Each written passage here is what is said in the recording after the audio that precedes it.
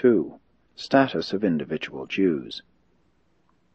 The fact that the spiritual leaders and the religious teachers of the Jewish nation one time rejected the teachings of Jesus and conspired to bring about his cruel death does not in any manner affect the status of any individual Jew in his standing before God, and it should not cause those who profess to be followers of the Christ to be prejudiced against the Jew as a fellow mortal.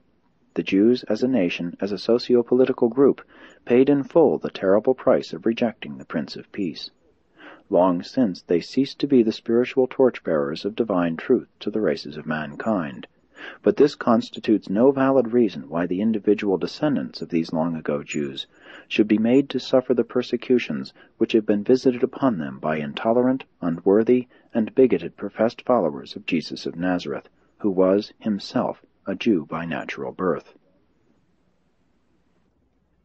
Many times has this unreasoning and unchristlike hatred and persecution of modern Jews terminated in the suffering and death of some innocent and unoffending Jewish individual whose very ancestors in the times of Jesus heartily accepted his gospel and presently died unflinchingly for that truth which they so wholeheartedly believed.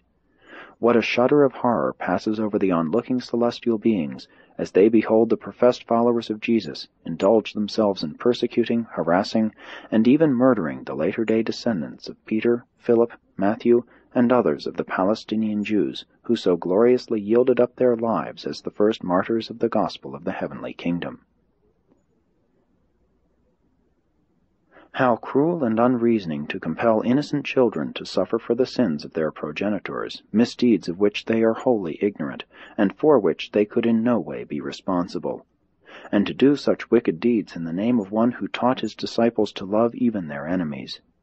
It has become necessary in this recital of the life of Jesus to portray the manner in which certain of his fellow Jews rejected him and conspired to bring about his ignominious death. But we would warn all who read this narrative that the presentation of such a historical recital in no way justifies the unjust hatred nor condones the unfair attitude of mind which so many professed Christians have maintained toward individual Jews for many centuries. Kingdom believers, those who follow the teachings of Jesus, must cease to mistreat the individual Jew as one who is guilty of the rejection and crucifixion of Jesus. The Father and his Creator Son have never ceased to love the Jews. God is no respecter of persons, and salvation is for the Jew as well as for the Gentile.